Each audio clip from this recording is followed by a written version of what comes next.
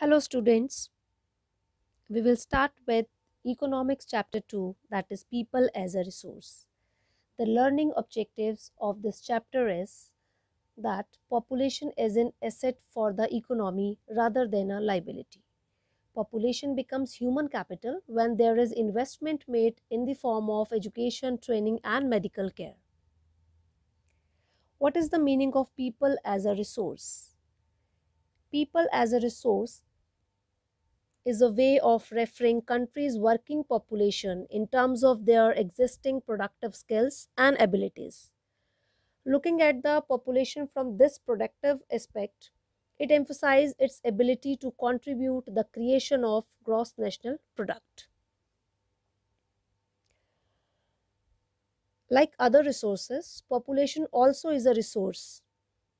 Human resource means that the knowledge, skills, training, and the experience that an individual needs to produce the goods and services in an economy.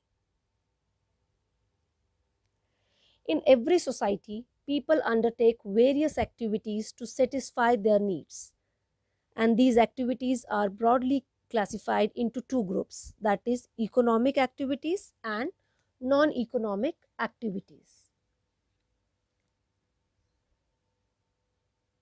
The activities in this sector result in the production of goods and services. These activities add value to the national income, and these activities are known as economic activities. Economic activities are divided into two parts, that is, market activities and non market activities. These activities include production of goods and services, and these activities are performed for the salary and for profit. While non-economic activities are the production for self-consumption, these activities are performed for self-consumption. For example, the mother cooks the food for family. The various activities have been classified into three main sectors, that is primary sector, secondary sector and tertiary sector. Primary sector includes agriculture, forestry, animal husbandry, fishing, etc. While manufacturing and construction, they are included in the secondary sector. That the economic activities which are related to manufacturing process, for example, manufacturing of steel, it comes under this category. Tertiary sector. Services like trade, transport, communication, banking and education, they are included in the tertiary sector. Quality of population. Quality of population depends upon the literacy rate, health of a person indicated by the life expectancy, and skill formation acquired by the people of the country. The quality of population ultimately decides the growth rate of an economy. The first aspect of quality of population is education. The role of education in human capital formation. An important input for the growth. Education is an important input for the growth of an individual as well as for the society. Educated people earn more than the uneducated people. Literate population is an asset to an economy. It leads to higher productivity, and it also opens new avenues for a person. It provides new aspiration and develops the value for the life. It contributes to the growth of the society, and it enhances the national income and cultural richness. Sarv Shiksha Abhiyan. Sarv Shiksha Abhiyan is a significant step towards providing elementary education to all the children in the age group of 6 to 14 years by 2010. It is a time-bound initiative of the central government with state and local government for achieving the goal of universalization of elementary education.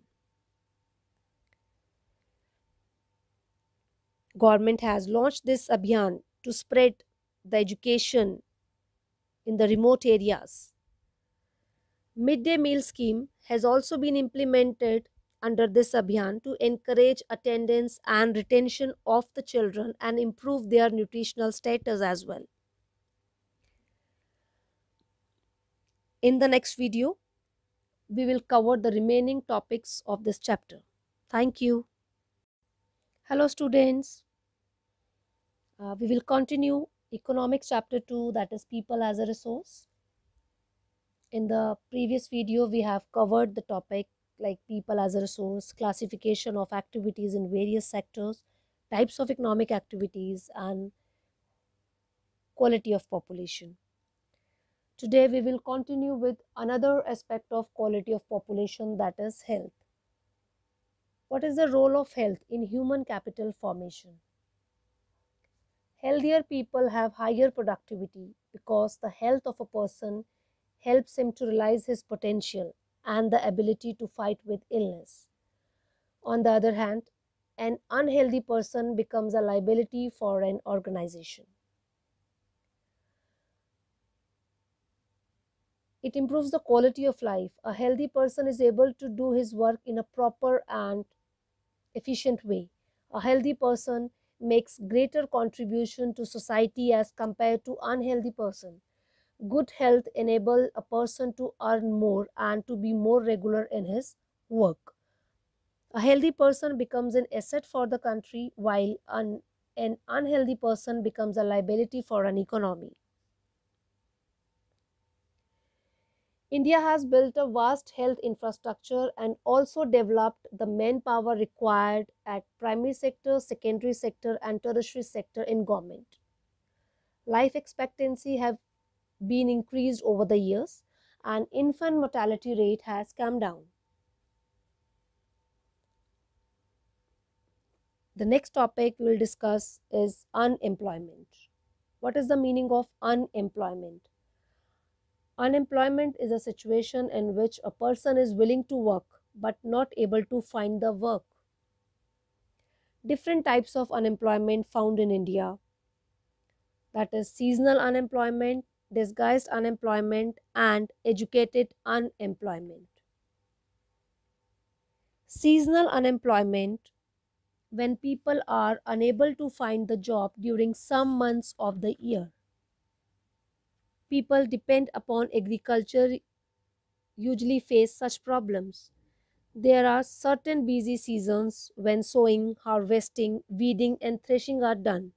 When the plants are growing, there is not much work. But during this period, they remain unemployed and they are said to be seasonally unemployed. Disguised unemployment means, in case of disguised unemployment, people appears to be employed but actually they are not employed.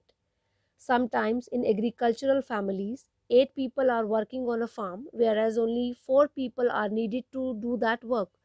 Thus 4 persons are surplus and they are not needed on the farm. They also do not help to increase the production. If, if these 4 extra persons are removed from the farm, the production from the farm will not decrease. Therefore, these 4 persons appears to be employed but actually they are not employed.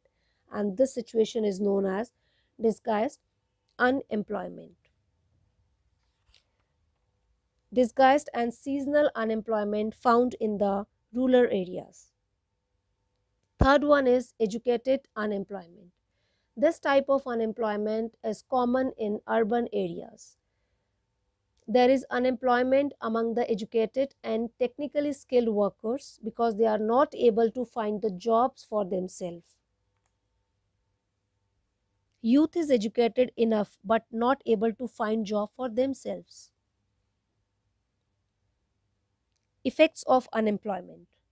Now we will discuss the impact of unemployment on an economy.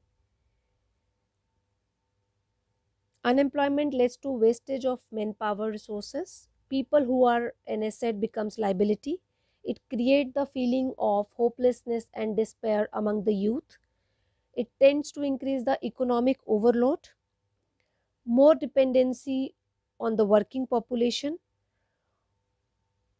Quality of population is adversely affected and decline in the health status of the population. The time period lost in the unemployment is an irrecoverable loss. It is the loss of productive period and this loss cannot be compensated. Thus, increase in unemployment is an indicator of a depressed economy. At last, we will conclude that this chapter will help us to understand that people are a major resource for an economy. People who are part of the workforce are called human resource. Any other resource become useful only when the input by the human resource is given. Investment in human capital is done through education, training and healthcare. Thank you.